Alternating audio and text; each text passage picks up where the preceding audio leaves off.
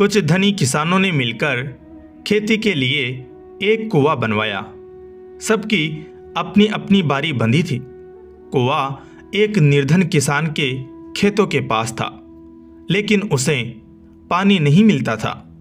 धनी किसानों ने खेतों में बीज बोकर सिंचाई शुरू कर दी। निर्धन किसान बीज भी नहीं बो पा रहा था।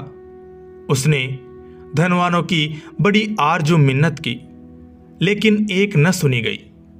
निर्धन बरसात से पहले खेत में बीज भी न बो पाया तो भूखा मर जाएगा।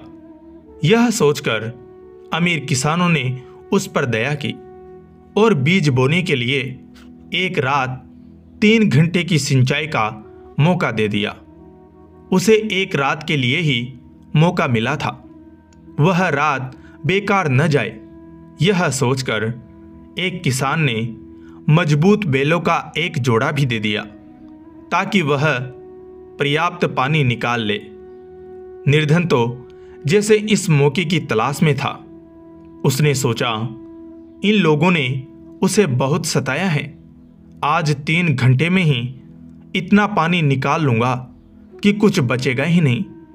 इसी नियत से उसने बैलों को जोता, गादी पर बैठा और बैलों को चलाकर पानी निकालने लगा।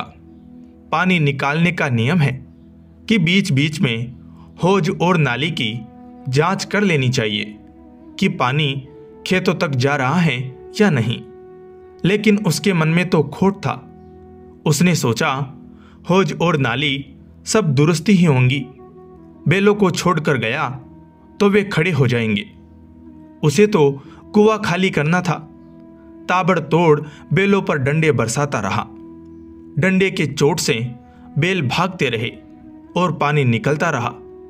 3 घंटे बाद दूसरा किसान पहुंच गया, जिसकी पानी निकालने की बारी थी। उसने बैल खोल लिए और अपनी खेत देखने चला। वहां पहुंचकर वह छाती पीटकर रोने लगा। खेतों में तो एक बूंद पानी नहीं पहुंचा था। उसने हौज और नाली की तो चिंता ही नहीं की थी। सारा पानी उसके खेत में जाने की बजाय कुएं के पास एक गड्ढे में जमा होता रहा। अंधेरे में वह किसान खुद उस गड्ढे में गिर गया। पीछे पीछे आते बैल भी उसके ऊपर गिर पड़े।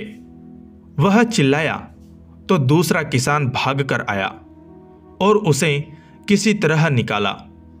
दूसरे किसान ने कहा, परोपकार के बदले नीयत खराब रखने की यही सजा होती है। तुम कुआं खाली करना चाहते थे। यह पानी तो रिसकर वापस कुएं में चला जाएगा, लेकिन तुम्हें अब कोई फिर कभी न अपने बैल देगा, नहीं कुआं। तृष्णा यही है। मानव देह बड़ी मुश्किल से मिलता है। इंद्रिया रूपी बैल मिले हैं हमें अपना जीवन सत्कर्मों से सींचने के लिए, लेकिन तृष्णा में फंसा मन सारी बेईमानी पर उतर आता है। परोपकार को भी नहीं समझता। ईश्वर से क्या छुपा है। वह कर्मों का फल देते हैं, लेकिन फल देने से पहले परीक्षा की भी परंपरा है। उपकार के बदले अपकार नहीं, बल्कि ऋणी होना चाहिए। तभी प्रभु आपको इतना समतावान बनाएंगे कि आप किसी पर उपकार का सुख ले सके। जो कहते हैं कि लाख जतन से भी प्रभु कृपालु नहीं हो रहे, उन्हें विचारना चाहिए कि कहीं उनके कर्मों में कोई ऐसा दोष तो नहीं जिसकी वह किसान की तरह अनदेखी कर रहे हैं और भक्ति स्वीकार नहीं हो रही। धन्यवाद दोस्तों।